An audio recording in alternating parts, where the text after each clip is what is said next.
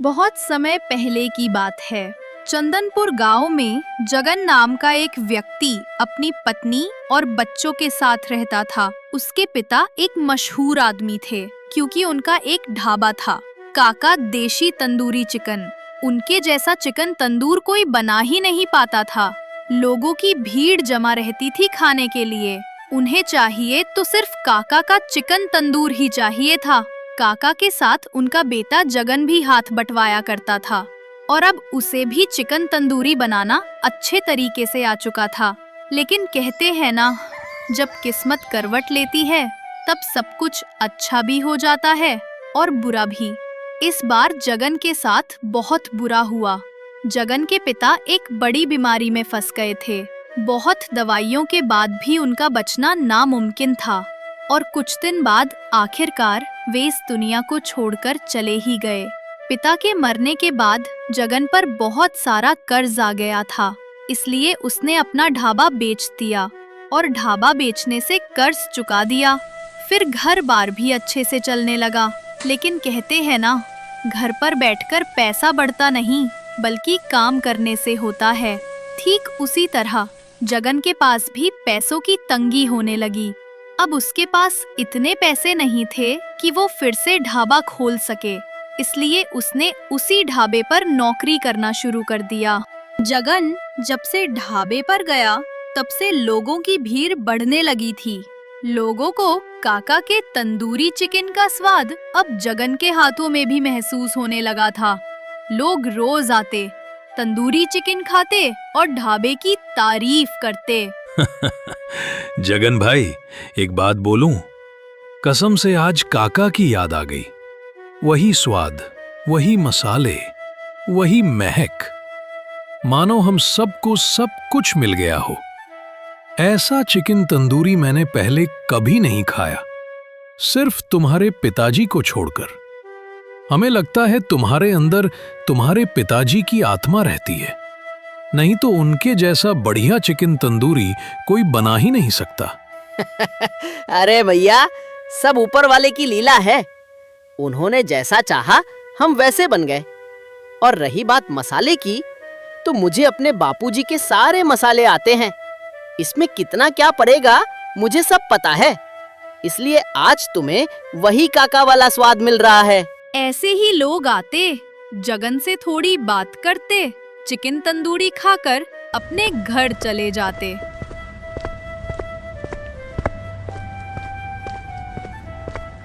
अब ढाबा अच्छे मुनाफे में चल रहा था। मालिक, मालिक, आपने मुझसे कहा था कि जब कभी दुकान चलेगी तब आप मेरा पैसा बढ़ाएंगे। अभी तो 50 किलो चिकन लग जाता है, तो अब मेरी सैलरी बढ़ा दीजिए। अरे जगन, पागल हो गए हो क्या? मैंने कब बोला था? मैंने तो ये कहा था कि आगे चलकर जब कभी चिकन का रेट बढ़ेगा तभी पैसे बढ़ाऊंगा, चाहे थोड़ा बढ़े या ज्यादा। तुम्हें बनाना तो एक ही बार पड़ता है ना, तो पैसे किस बात के बढ़ाऊं? इतना बताओ।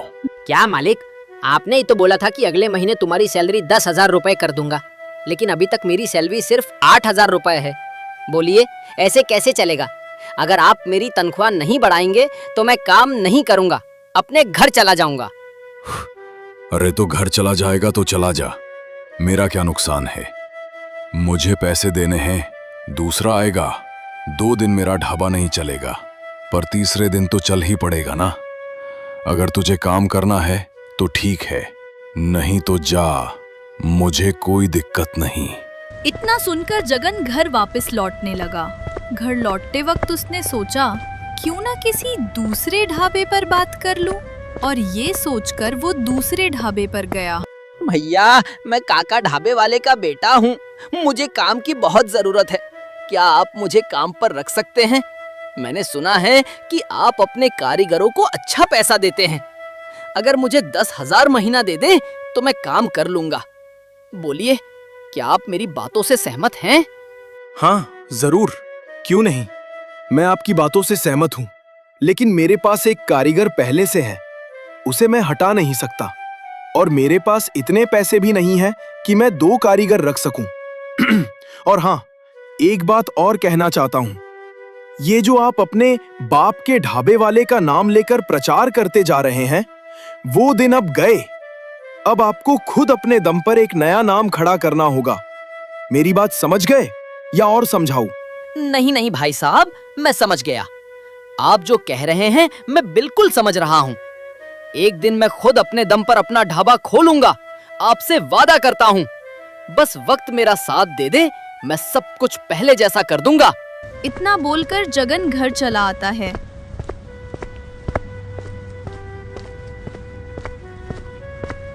घर आकर अपनी पत्नी चंपा से सारी बातें बता देता है।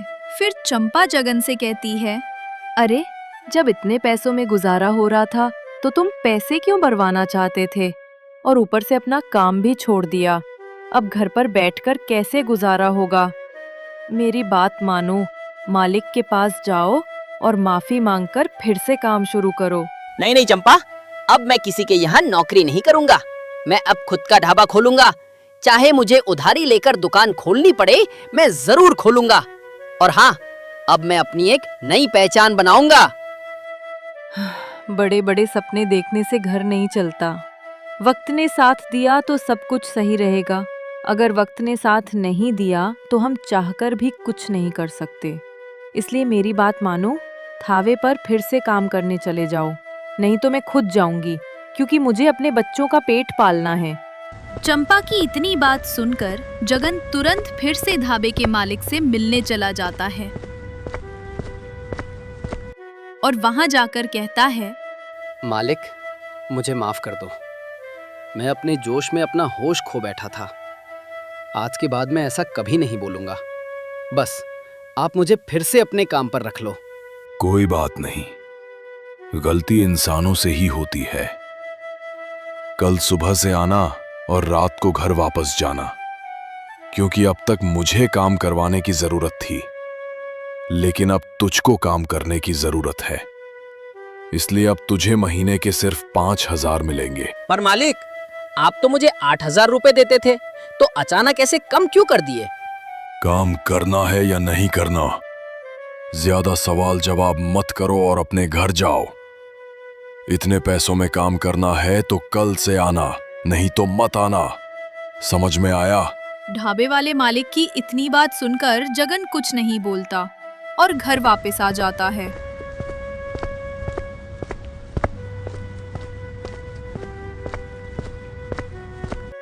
उसे पता था कि ये सब उसकी पत्नी के कहने पर हो रहा है, लेकिन जगन करता भी क्या?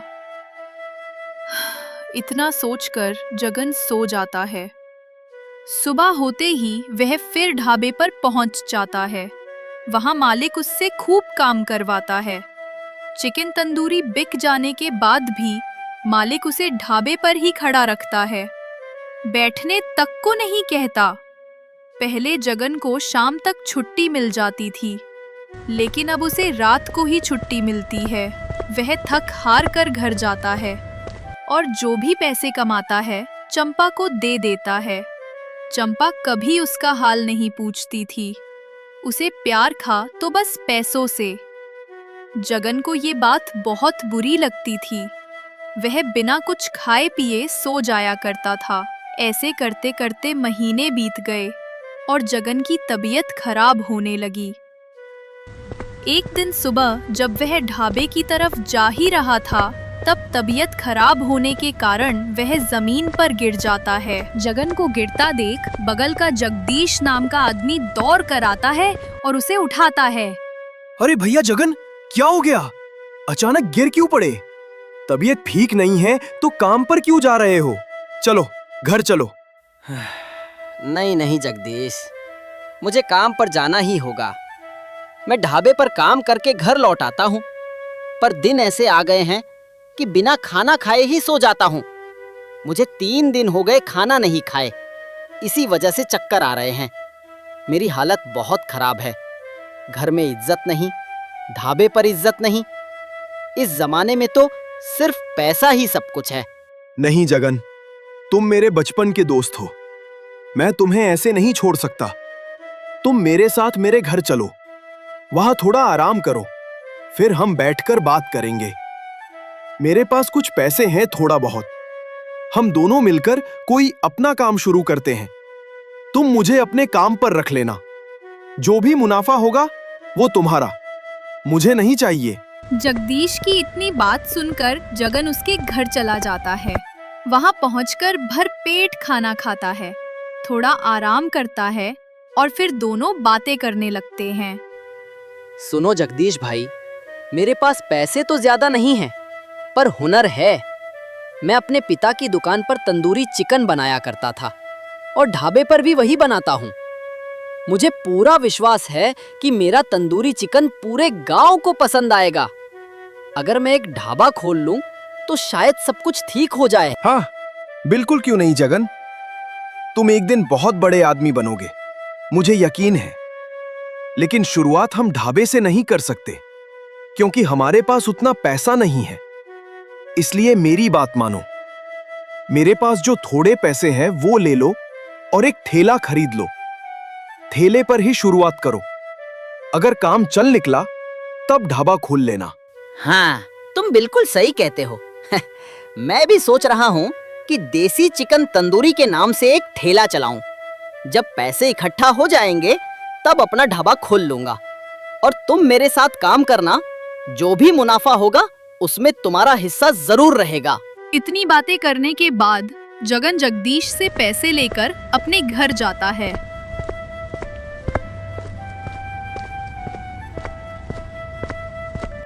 और अपनी पत्नी चंपा को सारी बातें बता देता है। तब चंपा जगन से कहती है, हाँ, अब बात हुई ना? सही। मैं पैसे इसलिए बचाकर रख रही थी कि ढाबे वाले मालिक को तमाचा मारना है। उसे क्या लगता है कि उसका ढाबा सिर्फ उसके नाम से चलता है? कभी नहीं। उसका ढाबा तुम्हारे बनाए हुए तंदूरी चिकन पर चलता है। मैं चाहती हूँ कि हमारी अपनी एक दुकान हो और उसका मालिक तुम हो, और इसके लिए पैसे होना जरूरी थे। इसलिए मैं पैसे इकट्ठा करके रखती रही। हाँ, अगर हम शुरुआत ढाबे से नहीं कर सकते तो एक ठेले से ही कर सकते हैं। चंपा की इतनी बात सुनकर जगन बहुत खुश हो जाता है। अगले दिन सुबह सुबह वो जगदीश को लेकर बाजार निकल पड़ता है। बाजार में जाकर मसाले खरीदता है और फिर रहीम के पास जाकर ताज़ा चिकन ले आता है। घर लौटकर दोनों मिलकर बड़े प्यार और मेहनत से तंदूरी चिकन तैयार करते हैं। चिकन तैयार होते ही वे अपना ठेला लेकर बाजार के मोड़ पर जा खड़े होते हैं। थोड़ी देर तक तो कोई नहीं आता, पर जैसे ही तंदूरी की खुशबू हवा में फैलती है, लोग खिंचे चले आते हैं। भाई, ये खुशबू तो बड़ी लाजवाब है। जरा एक प्लेट दे दो। मुझे तो इसे देखकर मुझे में पानी आ रहा है। अब और इंतजार नहीं होता। लाओ, मुझे एक प्लेट दो भाई। अरे, इतना स्वादिष्ट चिकन तो हमने कभी नहीं खाया। आज तुम्हारे पिताजी की याद आ गई बेटा। हाँ, कसम से पेट भर गया, लेकिन अभी मेरा मन नहीं भरा। धीरे धीरे भीड़ बढ़ती जाती है और देखते ही देखते सारा तंदूरी चिकन बिक जाता है। दोनों के चेहरों पर खुशी झलकती है। शाम को घर लौटकर वे मुनाफा गिनते हैं और बराबर बराबर बांट लेते हैं। अगले दिन फिर वही रूटीन। सुबह तैयारी, ठेला लगाना, खुशबू से ग्राहकों का आना और शाम को मुस्कुराते हुए घर लौटना। ऐसे करते करते कई दिन बीत जाते हैं और उधर ढाबे वाला मालिक परेशान हो जाता है। क्या हो गया लोगों को? अब कोई मेरे ढाबे पर क्यों नहीं आता? कहीं ऐसा तो नहीं कि गांव में कोई नया ठेला या ढाबा खुल गया हो? और वो जगन, वो तो बिना बताए चला गया था। कहीं वही तो कुछ नया नहीं कर बैठा? चलो, खुद ही जाकर देखना पड़ेगा। इतना कहकर ढाबे का मालिक गांव की ओर निकल पड़ता है। थोड़ी दूर चलते ही उसे एक ठेला दिखता है, जिस पर मोटे अक्षरों में लिखा होता है, देसी चिकन तंदूरी। वो ठेले के पास पहुंचकर गुस्से में कहता है, क्या बात है जगन? मानना पड़ेगा, धोखेबाज हो तो तुम्हारे जैसा। बिना बताए मेरे ढाबे से भाग गए और अब यहाँ अपना ठेला चला रहे हो। मैं तुम्हारा इंतजार करता रहा और तुमने मुझे धोखा दे दिया। नहीं मालिक, ऐसी कोई बात नहीं है। मैं कैसे दुकान खोल सकता था? मेरे पास तो पैसे ही नहीं थे। ये तो मेरे दोस्त जगदीश की मेहरबानी है जिसने मदद की। आज जो कुछ हूँ उसी की वजह से हूँ। अब तुम मेरे ढाबे पर काम नहीं करोगे? सोच लो, मैं तुम्हें मुनाफे से भी ज्यादा पैसे दूंगा। नहीं मालिक, अब मैं थोड़ा कमाता हूँ लेकिन सुकून से रहता हूँ। अब किसी की नौकरी नहीं करनी। मुझे माफ कीजिए, आप जा सकते हैं। मैं आपकी कोई मदद नहीं कर सकता। जगन की इतनी बात सुनकर ढाबे का मालिक वहाँ से गुस्से में चला जाता है। इधर सारा चिकन तंदूरी खत्म करने के बाद जगन और जगदीश दोनों घर लौटते हैं। मुनाफा बराबर बांटने के बाद जगदीश अपने घर चला जाता है। घर पहुँचते ही वो देखता है कि ढाबे का मालिक पहले से ही उसके दरवाजे पर खड़ा इंतजार कर रहा है। सुनो जगदीश बेटा, मैं तुमसे थोड़ी बात करना चाहता हूँ। देखो, कब तक तुम एक ठेले के मालिक बने रहोगे? मेरे साथ हो आओ, ढाबे का मालिक बनो। लोग तुम्हारी इज्जत करेंगे। ठेले वाले की कौन इज्जत करता है, तुम ही बताओ। और देखो, मैं तुम्हें सिर्फ मजदूरी नहीं दूंगा, मुनाफे का हिस्सा भी दूंगा। बस तुम्हें मेरे लिए थोड़ा काम करना होगा। सुनो जी, मैं अपने दोस्त को धोखा नहीं दे सकता। आप समझ सकते हैं ना, दोस्त को धोखा देना बहुत गलत बात है। हाँ, मैं मानता हूं कि जगन मुझे बराबर पैसे देता है, पर मैं मेहनत भी तो बहुत कम करता हूं। बस ग्राहकों का इंतजार करता हूं, थोड़ा बहुत हाथ बटाता हूं, तो जितना मिल रहा है वही मेरे लिए बहुत है। जगदीश, तुम भोले के भोले रहोगे। मेरा मतलब समझो, अगर मेरे यहाँ काम करोगे तो तुम ढाबे के मालिक बनकर रहोगे। तुम्हारे नीचे 2-4 लोग काम करेंगे। लोग तुम्हारी इज्जत करेंगे। सोचो जरा, क्या तुम यूं ही ठेले के नीचे बैठकर जिंदगी गुजारना चाहते हो? छोटा आदमी बनकर मरना चाहते हो या बड़ा आदमी बनना चाहते हो? नहीं नहीं, मैं छोटा आदमी बनकर नहीं मरना चाहता। मुझे भी बड़ा आदमी बनना है। सच कहूं तो मुझे भी शर्म लगती है जब लोग मुझे ठेले वाला कहते हैं। बताइए, इसके लिए मुझे क्या करना होगा? देखो, तुम्हें बस एक काम करना है। जगन के बनाए मसाले को चुराकर मेरे पास लाना होगा। फिर तुम अपना हिस्सा मांगकर मेरे ढाबे पर काम करना। जैसे ही लोगों को वही स्वाद मेरे ढाबे पर मिलेगा, फिर कोई भी उस ठेले पर नहीं जाएगा। आखिर लोगों को भी शर्म लगती है ठेले पर खाकर पैसे देने में। इतना कहकर ढाबे का मालिक मुस्कुराता है और वहां से चला जाता है।